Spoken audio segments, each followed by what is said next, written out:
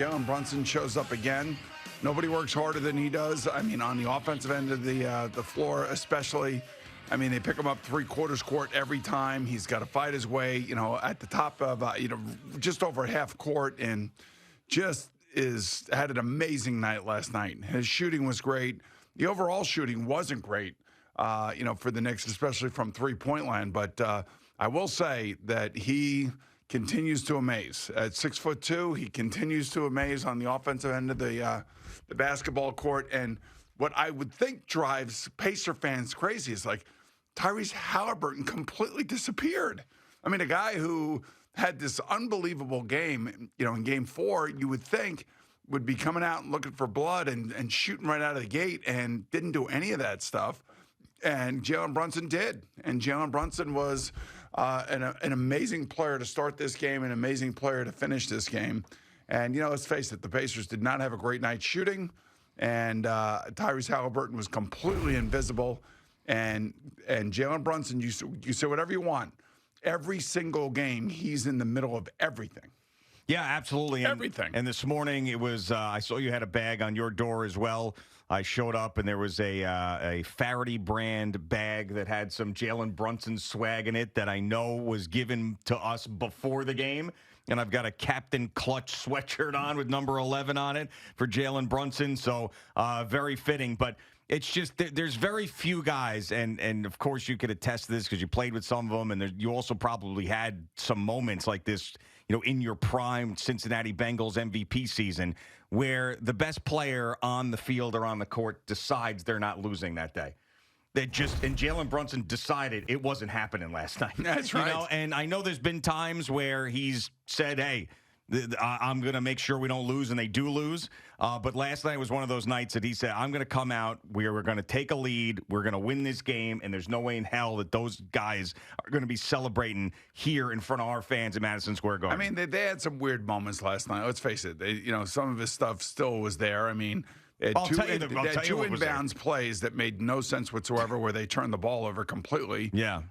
He then, he was trying to drive down the middle of the paint in the lane, and he ended up with a jump ball after that, and he mistimed the jump. I mean, there were so many things that were happening in this game last night, but thankfully the Knicks defense really, shined through again. I mean, they were so much better. They left. I think I counted, I was trying to count last night, and I was making marks in my notebook. Oh, you taking notes last night?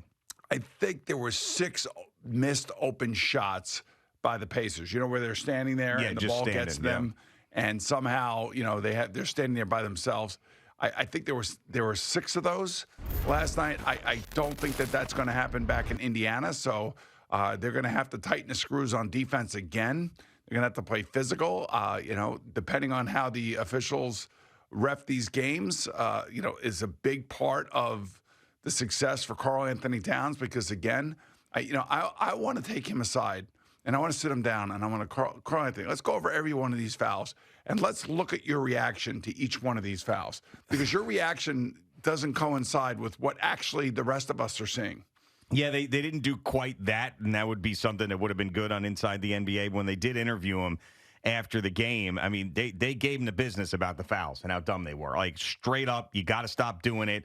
And then Karl Anthony Towns agreed. He didn't fight back with them, but they hammered him about it. And it's just there's no defending it, even when you're Karl Anthony Towns yourself. So that's something that just has to change.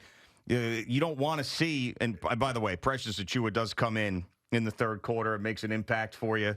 And it's not just him. It's Landry Shaman. No, but did you see he gave like one of these up, and he said, I could read his lips. He was like, that's for you, Boomer. Good. I appreciate I think that's that, what yes. he said. It was at least Boomer. I don't know if it was that's for you, but I'm a lip reader now. Boomer, just up into the crowd. And I was like, yeah, he knows what's going on. Hey, look, and I'll tell you what, man, the more guys that have skin in the game, the better your team's going to be. That's all I'm saying. And that's all I've ever said. And if a guy gets you as a big part of your rotation during the season, and then all of a sudden he just sits on the bench and you don't give him a shot in the playoffs, it's going to end up hurting your team in so many different ways. But they were lucky. I mean, he was lucky because they go to hack a Mitch, and that and Rick Carlisle is smart, very smart. And then of course Tom Thibodeau has got to react to that, and that's when he puts Precious in and he takes out Mitchell Robinson. So and that hurts the team. And it all starts. And Reggie Miller said it last night. It all starts with Towns' stupid fouls and the fact that he takes himself out of these games. And now all of a sudden you got to scramble. And the other team has got, obviously a strategy that they want to employ. And the moment that happens, and the moment that Rick Carlisle sees that, they go right to hack a Mitch. And then all of a sudden, Thibodeau has to react to that, and he takes Mitch out and he puts Precious in. And that's great. I mean, that's great. It's great for Precious, but it's not great for Mitch, and it's not overall great for the team because Karl Anthony Towns is sitting on the bench with 3 fouls again. Yeah, I mean, it really is amazing. He cannot control himself. I mean, and he's not. It's not like the refs are all over him or not being fair to him. As you mentioned, every single one of these fouls he's complaining about when they're legitimate fouls. I mean, maybe if we go through all of them and be like, maybe that one's questionable. Most of them are completely legitimate. For no reason he commits these. And I would say this, that there are times where he's going up with the basketball and this guy's hanging all over him and he doesn't get a call. And that would frustrate me too. I mean, he's so big and he's so physical that when he gets down there, and the Pacers aren't stupid either. They're double teaming him every single time he gets the ball. Mm-hmm. So he's got to realize that. And a lot of times he does things with I've never seen a big man that is just like, he's got such an ease about being around the basket and somehow getting that ball into the basket. Yeah. It's a weird thing because sometimes he'll shoot it from the hip and it goes in. And you're like, how the hell did he do that? Yeah, I mean, he's got command. He's ambidextrous. Yeah, I think that part of his game is amazing. But there are times where I can see where he could be frustrated because people are bumping into him. People are hanging off of him. He's a horse. He's hard for those guys to stay with. When he really wants to play and he wants to get down low, it's hard for them. They don't have anybody to stop him. No, but Karl Anthony Towns stops himself, which is the problem. Which is a huge problem. Right. And if we were going to get the Karl Anthony Towns in Game 3 in the fourth quarter in Game 6, I would guarantee a victory for the Knicks. But it shows up so few and so far between, and that's why it's going to be on the shoulders once again of Jalen Brunson. And Jalen Brunson was able to get an extended rest in this game as well because they were up and they were playing well and they were playing defense and the Pacers were missing some shots and Brunson could sit there for a little bit and then get back in the game later to close it out like he always does. So this was a really, it wasn't perfect.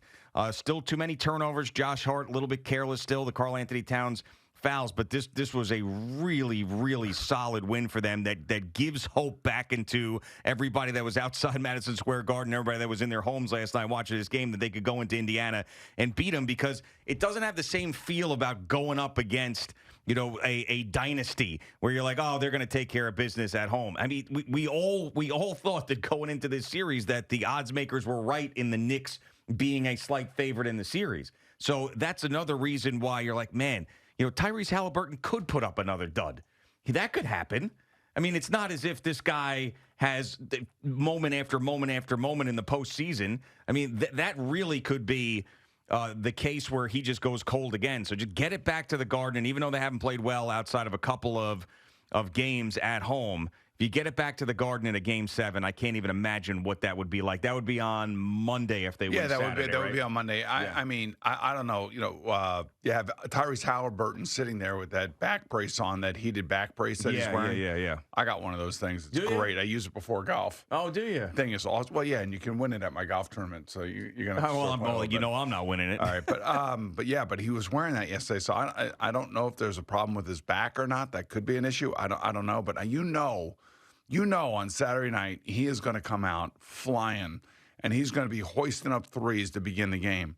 And the great thing about last night's game was that, Thibodeau keeps talking about the first quarter. We gotta control the first quarter. And they did that last night. And that you do that by not only making your own shots like Jalen Brunson was doing. I mean, this guy is 6'2". He comes out, and it's bang, bang, bang, right? Yeah. The beginning of the third quarter and the beginning of the second quarter. Mm-hmm. I mean, first quarter. I mean, that is a guy that is not letting his team lose. And, I don't think like he overdid it. Sometimes you feel like he's forcing the issue. I felt like last night there was a lot more space for him on the offensive area when he got down. Like they weren't doubling him. So he was able to get his shot off. Like he's one of the best guys in the league. He's able to get his own shot off at 6'2". Yeah. Think about that for a second. I know. I mean, we are in awe every single game, and that's why it was tough to watch him in the fourth quarter of Game 4 and how he had 0 points and thinking, well, that's just not him. Maybe he's run out of gas. Maybe there's something going on. So the fact that he came out and dominated and said, I am the guy in this series. I am the person who is going to carry this team on my back to Indiana was everything that every Knicks fan expected since they've been watching him since he got here. And it was just another one of those performances. And unfortunately, because they put themselves in a 3-1 hole, we need 2 more of them. It just drives you crazy that they lost Game 1. I know. Now it's really because this was Game 1 all over again. Yeah, except for the fact that they were able to shut it down at the end of the game. And credit the guys off the bench. Credit the fact that that Thibodeau believes in those guys. And they came through again. So it's not crunch time minutes, but it's really important minutes. And it's important to try to do to the Pacers what the Pacers are trying to do to the Knicks. And that is get in the face of Jalen Brunson. You got to get in the face of Tyrese Haliburton. You just got to. And, Siakam didn't shoot great last night. No. And all of a sudden, Bridges came back and started making some of his mid-range jump shots. Yeah. So that was good to see last night, too, by the way. And if I do have one overall criticism about one particular player is I don't know what OG Anunoby's doing. Yeah, he looks like he's completely out of sync. Yeah, I know, and it's been bad now consistently. But it's almost as if I don't know. He hasn't been the same since he went and sort of like grabbed the back of his hamstring that one time. He's playing through it, but he hasn't been the same. He's not the same offensively. He doesn't have the same burst. He's getting beat defensively. I'm not saying that he shouldn't be playing, but when he grabbed his hamstring earlier on in the playoffs, he's been wearing that big long sleeve on his leg. He just doesn't have the same aptitude on either side of the court that he'd had most of the regular season. So I don't know. I hope that he's got another great game in him because they're certainly going to need him to win 2 more in the Eastern Conference Finals. And this series is kind of gone the same way without the big injury to a star player like the Celtics had with Tatum. But it's gone the same way with the Knicks and the Celtics, but the Knicks being the Celtics now and the Pacers being the Knicks in this series, meaning that, okay, Game 1, you blow a 20-point lead in your building. They didn't do it again in Game 2, the Knicks, but of course, you had a big Game 3 to come back and get into it, and then you go and you lose Game 4 at home. So then you come home having to defend the home court like the Celtics did, and then you beat them. And then we all remember what happened. The Knicks, Game 6 at home, smacked around the Boston Celtics and put them to bed. Do the Pacers have that same type of closeout attitude? Do they have that same game in them? On Saturday night. I'll tell you one thing. If Haliburton comes out and hits his first 3-point shots. Shut off the TV? I mean, shut off the TV. But if he doesn't, and there's an issue with him, because I don't know. I don't know what happened to him last night. It's one thing like Jalen Brunson's missing in the fourth quarter of Game 4. It's another thing when your main guy is missing the entire game. And again, it's a weird deal. Like, I don't know what to make of it. I mean, how do you have a game like he had in Game 4 and then turn around and just not even shoot the ball? Yeah, I know it's Knicks defense, but I also know that, Jalen Brunson's got to deal with the defense on the other side, and he is dealing with it. And it's a pain in the ass.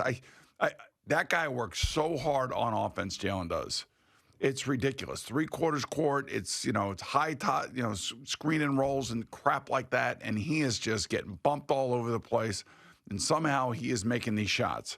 And, man, it's unbelievable to finally have somebody of that ilk running the basketball team that we've been rooting for 50 years. Yeah, no, it is great. And there's going to be a ton of pressure on the Pacers to get it done at home. And Haliburton, all these things that were said about him throughout his career, that he's been shutting everybody up throughout the playoffs, he still has to silence those demons and win this series because he put up a complete dud in Game 5. And if he comes out in Game 6 and doesn't play well and Knicks win that, I mean, then all these whispers are going to come back out about him being overrated or him not being the superstar that can lead a team, or all of these things that people have been saying are going to be cropping up again. So he could think that he silenced those demons. He's still got work to do and get this team to the NBA Finals before he shuts everybody up. I mean, whatever his deal is, it's his deal. He's got to deal with it.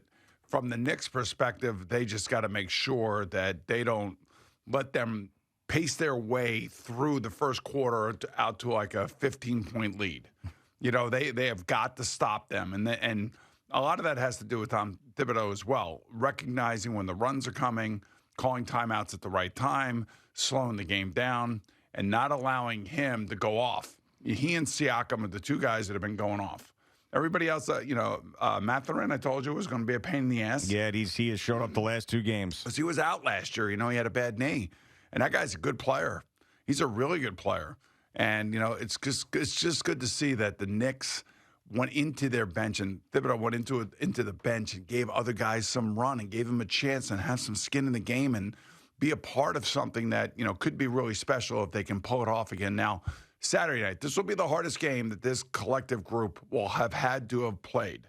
It's going to be Saturday night. This is going to be the hardest game for them because I think if they can win Saturday night, then they're going to blow them away in Game 7. So this game, the first 10 minutes of this game, to me, is going to have to set the tone for the Knicks in Game 6. Yeah, I know what you're saying. I mean, and it's weird because statistically, if you look at it, I mean, except for a couple of games, there's been big leads and blown leads, and we've seen it throughout the postseason. But I'm with you. I think early on, you can tell what type of Pacers team you're going to have throughout the night, and what time. And even if they are setting the pace, as you said, or they are controlling the tempo of the game, it doesn't mean the Knicks can't win.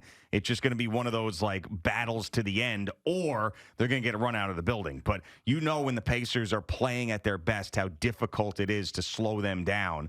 And they're going to have to defensively give everything they had like they did last night. You know, and there is that thing we talk about, you can't manufacture the desperation that when your back's against the wall and you can't lose another game. You can't do that. You could try to switch your brain into that mode and say, hey, let's pretend this is a winner-go-home game, but it doesn't work that way. When it's a winner-go-home game, you know it's a winner-go-home game, and the Knicks have shown up in those situations throughout the year, and they got hopefully two more opportunities, but certainly one more opportunity after last night. And then it was important to win last night. It really was important. Those fans deserve a win. They deserve the performance like that. They deserve the effort. And, you know, the great thing is they're even calling Landry Shamit's name. Chanting it out, yeah. Right, and so he says after the game, he goes, man, I just love playing here. I mean, these fans are insane. Like, you know, I'm paraphrasing a little bit, but he was just talking about the Knicks feel the intensity. They feel the intensity, and which is great. And I think that Game 1 is the game that's going to end up, if they end up losing this thing, that's where the series was lost. But last night's performance showed you that there's still that fight in them. And, you know, those Villanova kids, man, they got it. They got what it takes.